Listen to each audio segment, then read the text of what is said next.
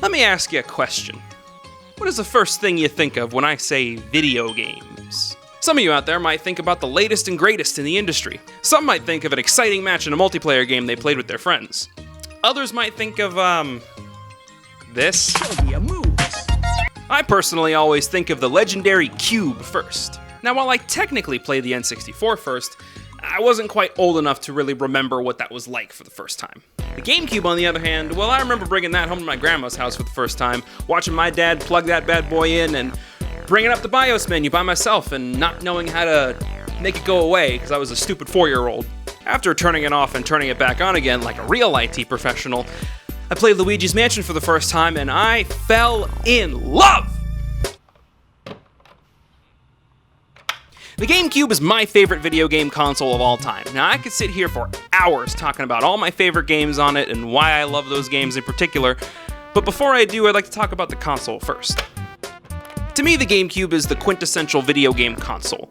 There's really nothing to distract you from the pure joy of just playing a game. While it is nice to have applications like YouTube and Netflix on things like the Xbox or the PlayStation, to me, I feel like they don't really need to be there. I appreciate that they are there, I could just do without it. And I feel like the Gamecube is built around this philosophy of making the act of playing a video game quick, easy, and fun. You got a game, and you put it in the cube, you turn it on, and you're good. And I personally feel the Gamecube had one of the best ways to interact with your games. Now, I don't think the Gamecube controller is objectively the best controller out there, but it's still one of my personal favorites. It just fits so nicely in my hand. You know, I like how responsive the buttons and the control sticks are. I like how clicky the analog triggers are. I also just really like how the B, X, and Y buttons are clustered around the A button like they are right here. I've noticed that when you play multiple consoles, it sometimes takes a second to remember where the main face buttons are located. Like how the X and Y and the A and B buttons are switched on the Nintendo and Xbox consoles, for example. Making the buttons all unique shapes and sizes helps you really differentiate between all of them when you're in the middle of a hot gaming moment. Not this one, though. We don't talk about this one anymore. we don't talk about this one anymore. Can we get this? There we go. We got it off the screen. That was me picking it up and putting it away off camera. Green screen. I'm an editor. Did you know I'm a video editor? Here, watch. I'm going to do this now. How cool is that? But there are some downsides to the Gamecube controller. For one, the D-pad and the C-stick are just way too small. It sometimes becomes difficult to use them with my fat fucking thumbs. Also, why only have one Z button? This issue was fixed in later Nintendo consoles like the almighty Pro Controller for the Switch, but the lack of an additional Z button kinda limits its use outside of the Gamecube's library, and obviously Smash Brothers. But I still love this controller. But you really can't bring up the Gamecube controller without bringing up the mighty Wavebird. The Wavebird is a wireless alternative to the classic wired Gamecube controller design. The overall design and layout is like identical to the wired controller, but this one uses radio frequencies to transmit your inputs wirelessly. That and it lacks any sort of rumble feature, which is unfortunate. While it wasn't the first use of RF technology in video game controllers, I'd argue it was probably the biggest inspiration for making wireless controllers a standard going forward. This thing even supports up to 16 different Wavebirds all being used in the same local area. Now this is most likely done to support the few games that actually do support 16 people all playing the same game in the same room. And by few, I mean just Mario Kart Double Dash. Experimentation was all over the Gamecube's library. A lot of games either supported or straight up required the use of inventive peripherals to make the game play as good as it possibly could. Now, it's completely fair to argue that this makes some of those games difficult to play as they were intended, since that means you would need to have the console, the game, and the required hardware to go along with it. Sometimes that was a dedicated handheld, or even 4 of them. And this was made possible with the Game Boy Link cable. The Game Boy Link cable allows you to connect your Game Boy Advance to your Gamecube. Doing this can sometimes unlock bonus content in your games, like with Metroid Prime. You can connect a copy of Metroid Fusion and put Samus in a pretty new dress. Ooh, how shiny. It looks beautiful. Sometimes it lets you take your adorable chow buddy on the go with you and raise him like the good parent you are. Sometimes this gives you an experience similar to what the Wii U was trying to do years later. This was obviously before the Wii U died of malnutrition and poor marketing, but we're just gonna move past all that.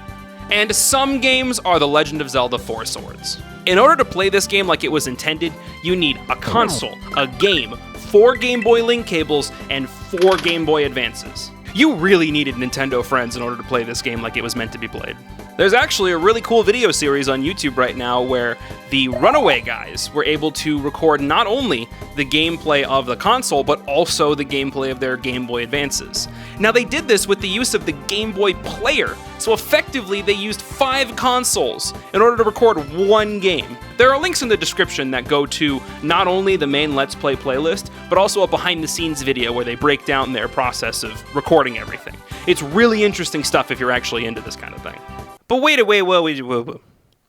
What's a Game Boy Player? This beautiful little hunk of plastic would attach to the bottom of your GameCube and unlock the ability to play all of the Game Boy's family of games on your TV at home. Now, this was achieved by the likes of the Super Game Boy back in the Super Nintendo days. That shit couldn't play Game Boy Advance games, though. This thing, on the other hand, could play Game Boy Advance, Game Boy, and Game Boy Color games. Not only that, but now there exist HDMI solutions for the GameCube, so you can just play whatever the fuck you want on this thing through HDMI. This shit blew my goddamn mind when I was little. I got to play Mario & Luigi Superstar Saga, one of the best Game Boy Advance games of all time, on my TV at home. Fuck me, this shit was and still is awesome as hell. What really makes this attachment interesting is that it's just a Game Boy Advance, minus the screen, the buttons, the speaker, and all that stuff. But it's not missing the Game Boy Advance link cable port. That is on the front above where the cartridge slot is. So you could still use this thing as a Game Boy Advance. And this is how the Runaway guys were able to record the footage of their Game Boy Advances so effectively. They didn't use Game Boy Advances, they used Game Boy Players. On top of actual local play where 4 people all get together in the same room to play the same game, the GameCube also supported LAN and online functionality. If you had the GameCube broadband adapter, you could connect that shit to the internet and play Phantasy Star Online. Only about 9 games actually supported this peripheral, but I do respect the experimentation. 16 people could all get together and play Mario Kart Double Dash with 8 different consoles.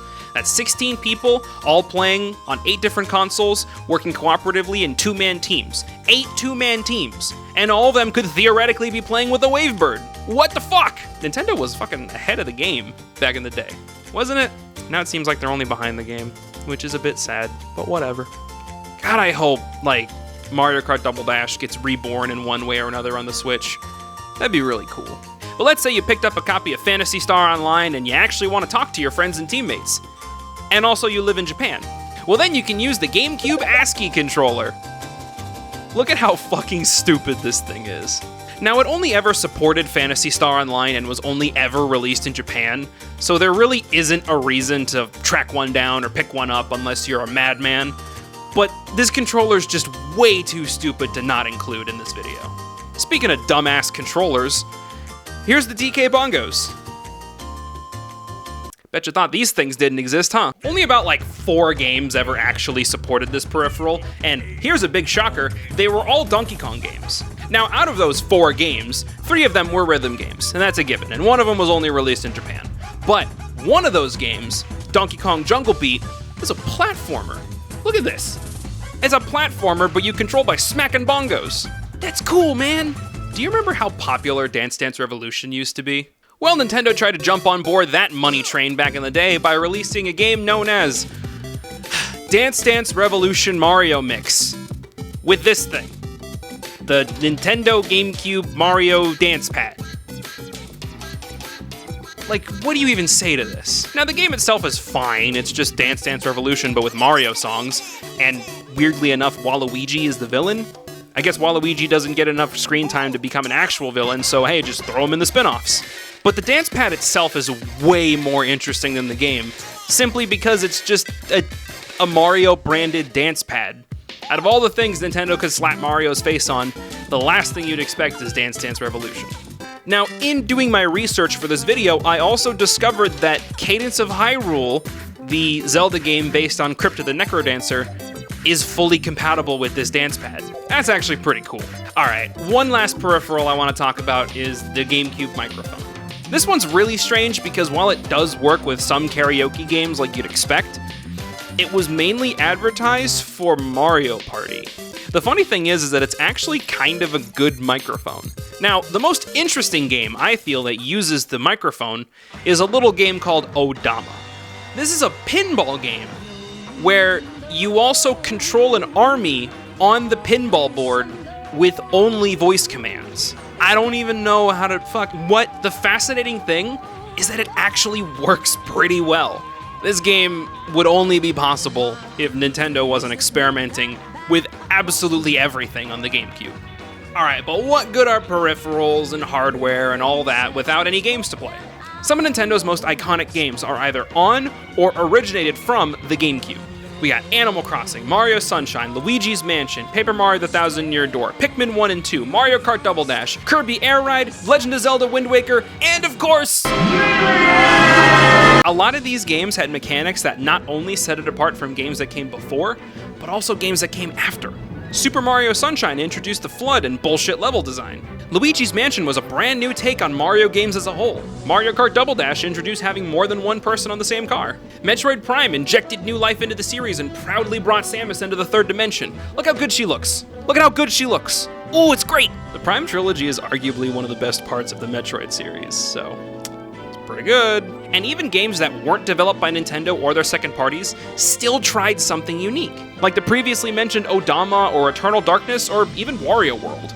And there are plenty of games that I don't own but still fully acknowledge their quality, like F-Zero and Custom Robo. Now, I could go on and on and on and on about all of the great games on the GameCube, but I'm gonna save a lot of those and go more in-depth at a later date. Matter of fact, I could make and release a brand new video every single day for a month and still not have enough time to talk about everything. But I'm gonna save all that for later, and right now I wanna talk about an idea that I haven't really seen anyone talk about. There's kind of a common sentiment online that some of the games on the NES didn't age very well. And there are also claims that the Super Nintendo aged way better than the NES did. But that same sentiment, where the Super Nintendo aged better than the NES, can kind of be echoed with the GameCube and the N64. When you look back on the 5th generation of consoles, it becomes apparent that a lot of developers were still trying to grasp the concept of 3D gaming, and that's not a bad thing. But when you move on to the 6th generation, it feels like developers kind of got a hold of 3D gaming, and they could make better games as a result. Now, I'm not at all saying that the NES and the N64 and their respective contemporaries are not worth revisiting, because they certainly are. There are absolutely phenomenal games that are on both of those consoles and in both of those respective generations. But the evolutions of those console generations are looked back on more fondly, probably due to their general refinement.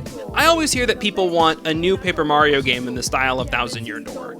F-Zero fans commonly point to F-Zero GX as the game that they want rebooted, remastered, re-released, or whatever. And some Smash players constantly complain that the latest Smash game is not like Melee.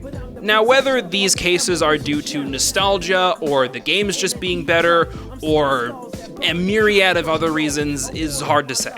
And there absolutely are people who feel the exact opposite of everything that I just described. But I wanted to put my theory forward and see what you guys think. Well, this is the point in the video where I ask you to like the video and subscribe and hit the bell and comment on the video and tell me why you hate me and why everything I say is wrong. Okay, bad stuff out of the way, on to the fun stuff. So with all that being said, there are some of you out there who might be thinking, oh wow, maybe I should get into GameCube games. Well, there are a few ways to go about it, and some are more, morally acceptable than others. If you really want to get into some GameCube games I mentioned, or get into some that you've missed, but want to do it legitimately, I recommend tracking down a Wii. They're far more common, and more than likely, if you find a used one, it's going to be cheaper than a used GameCube. And you can get a super cheap Wii to HDMI cable that outputs all of your GameCube and Wii games through HDMI. And you can use pretty much all of the peripherals I talked about in this video with a Wii, minus a Game Boy player.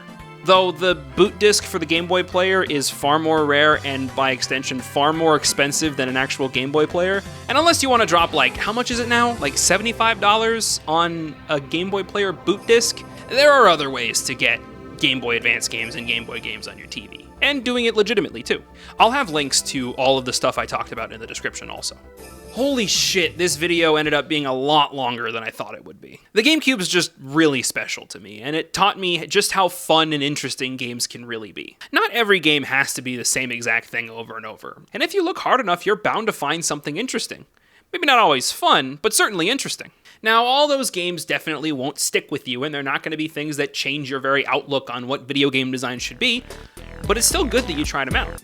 And you know what? I thank the GameCube for teaching me to not only respect but also admire the weird, and the ambitious.